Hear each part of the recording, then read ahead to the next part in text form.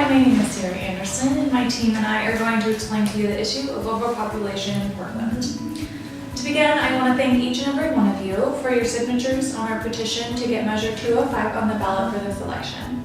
We truly value your time and support regarding our effort to better the city. After analyzing several sources regarding issues in affordable housing and problems with daily traffic in the Portland metro area, it is evident that population growth has become an issue in our community. With a positive net migration, which is defined by greater amounts of people moving in rather than moving out, and the largest and fastest growth of a 2-year time period since the early 90s, Portland is growing at an astonishing rate.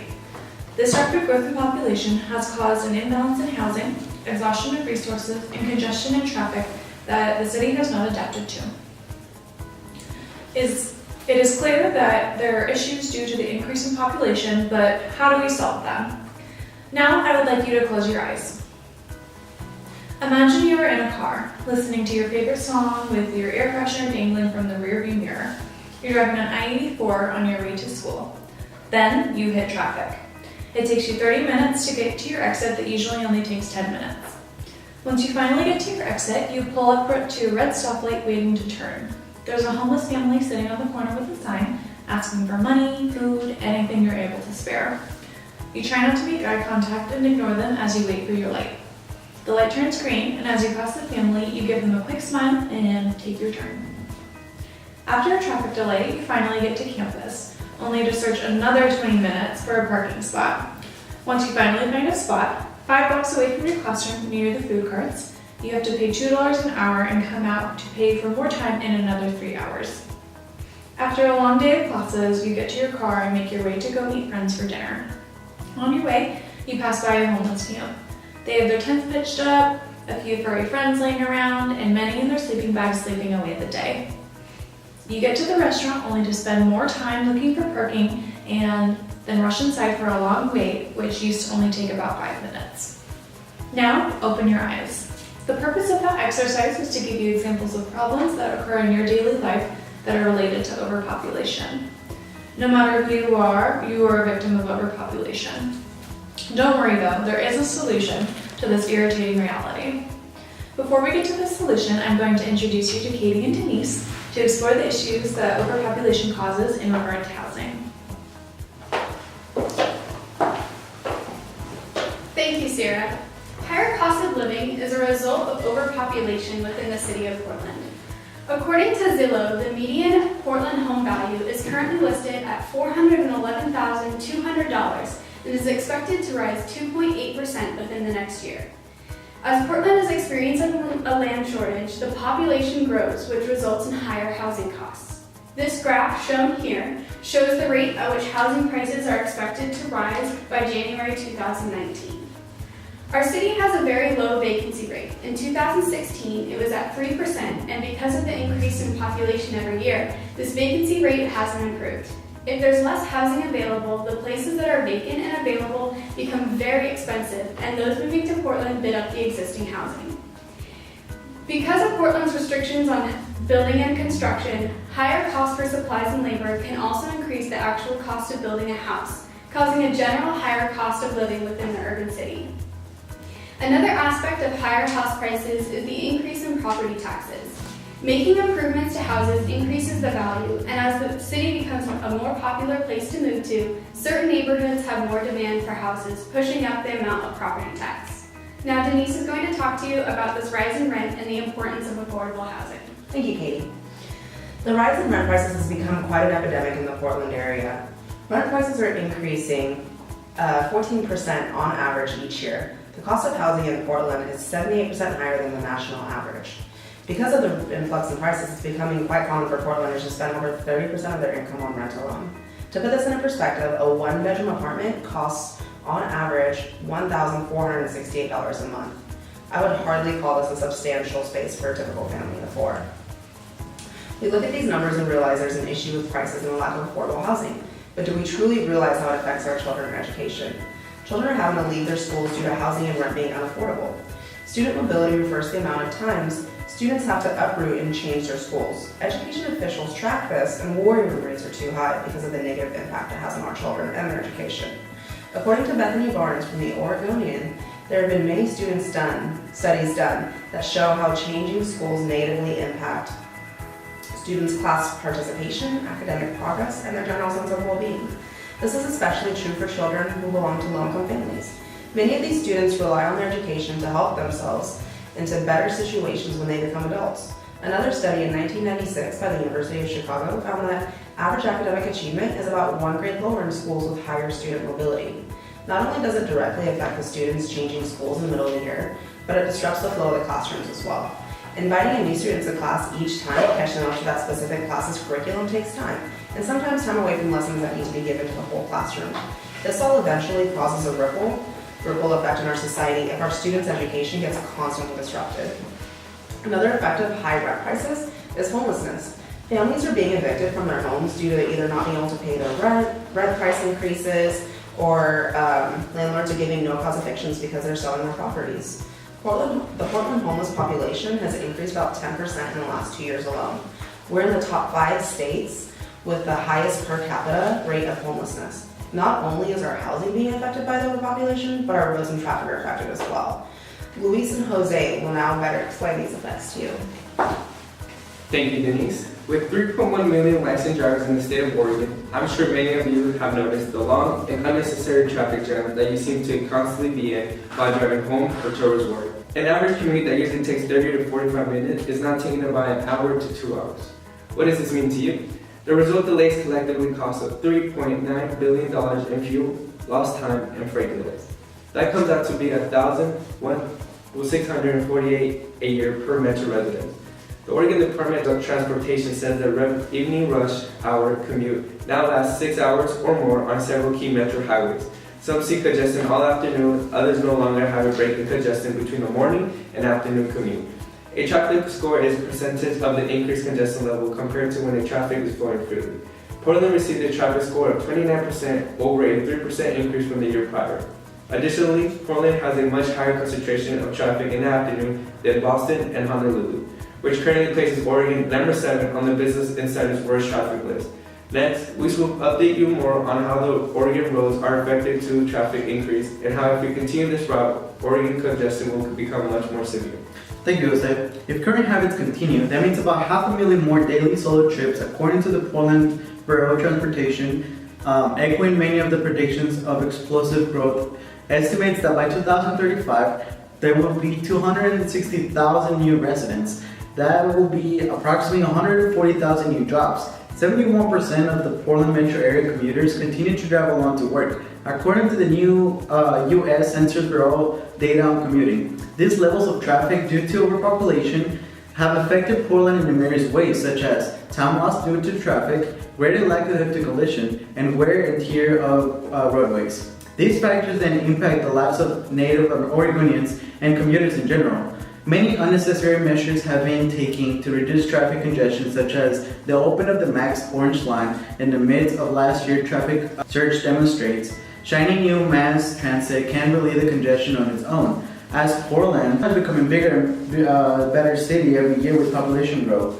Roads are becoming more congested. Now, the commuters can be quicker and more efficient. Next, Andrew will go ahead and talk about how we can financially afford the recommendations of our roads and the way to better and easier affordable housing.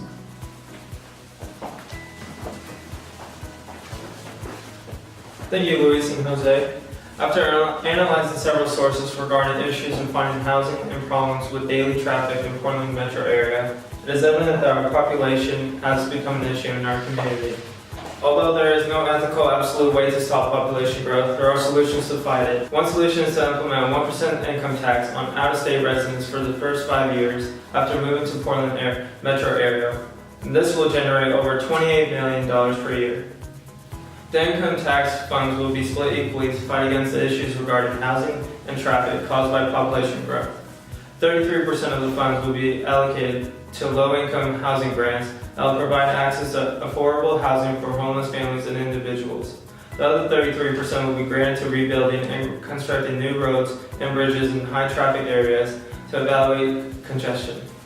The remaining third will be distributed to facilitate city maintenance to clean up and restore sidewalks and parks, so as the population grows, we can continue to have a clean and safe city. And now Katie and Denise will evaluate the solution and depth towards housing issues. Thank you again, Britt. As Portland becomes overpopulated every year, housing prices are rapidly increasing. An added income tax can help slow down the rate at which out-of-state residents are relocating to Portland and can slow down the increase of housing prices. As the demand for housing decreases, the amount of housing being built also decreases, causing house prices to drop. This can also prevent big bidding wars on houses from out-of-state residents, as the value of land in Portland isn't rising exponentially. With a third of the tax revenue being allocated towards affordable housing, the city will become a safer and cleaner environment, not just for your kids and loved ones, but for everyone in Portland. As affordable housing becomes more readily available, this provides the homeless population a place to live off the streets, which is beneficial to not only those needing some place to live, but also for those who are impacted by the homeless populations through uncomfortable interactions and disturbances. Denise will now further explain how affordable housing can help all citizens in our city. Thanks again, Katie. So building affordable housing not only helps our low-income families, but it also contributes to our economy. By building affordable housing, we're also creating local jobs for the citizens of Portland. In addition to creating jobs through construction, our local government gains revenue from the fees that they charge for permits and such to build homes. According to the article, The Economic and Fiscal Benefits of the Affordable Housing, it is estimated that building 100 affordable housing units can create more than 120 jobs on average during the construction period. By providing low-income housing, it opens up families' disposable income, therefore freeing up the resources for healthcare, food, transportation, clothing, and whatever else the family may deem necessary for their needs. In addition to having a high disposable income, low-income housing offers stability, which is quite important for the morale of the children in addition to their education. The Harvard Joint Center for Housing Studies compared low-income families living in affordable housing with other low-income families who didn't have access to affordable housing. They found that families living in affordable housing spent nearly 5 times as much on healthcare, a third more on food, and twice as much on retirement savings. In addition to these benefits, we would also see a rise in overall student performances because of the housing stability that they would have. Students can concentrate on their studies and have a stable environment to help them reach their full potential in their education. In addition to helping our housing crisis, Luis and Jose will also tell you about how this will also help the traffic epidemic that we're experiencing.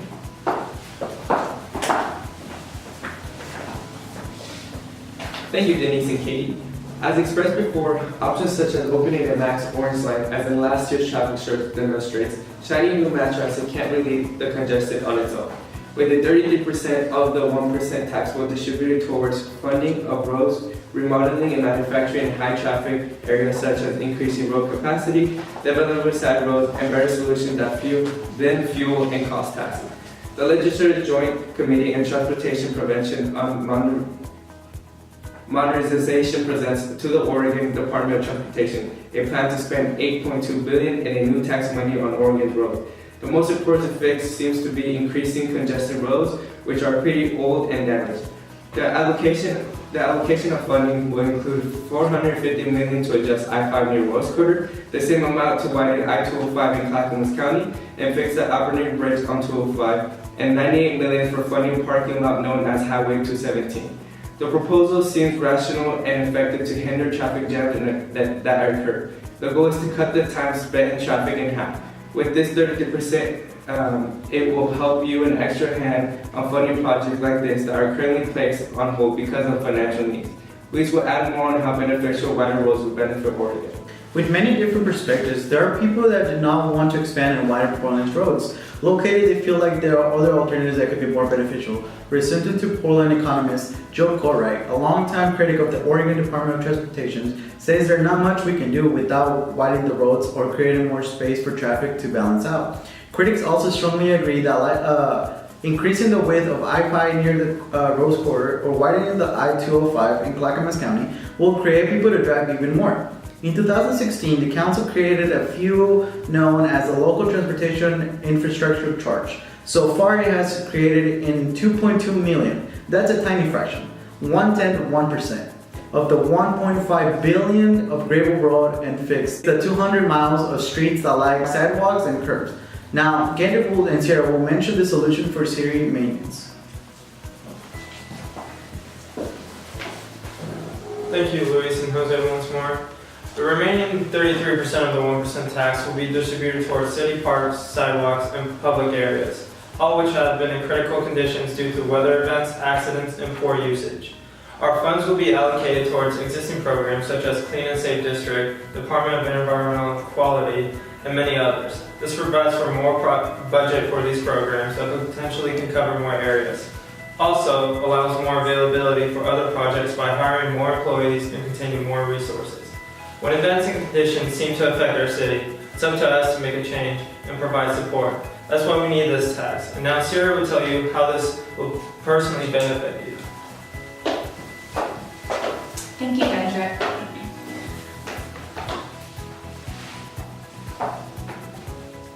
City maintenance and cleanup will benefit you in a number of ways, including it'll be safer for you, your family, your friends, children, and virtually everyone. While going out to dinner, walking around downtown, or even waiting for public transit, it will be safer for you and your loved ones. It'll provide a cleaner and prettier environment to spend time in, admire, and brag about. Public parks in the city will be more attractive and fun to hang around.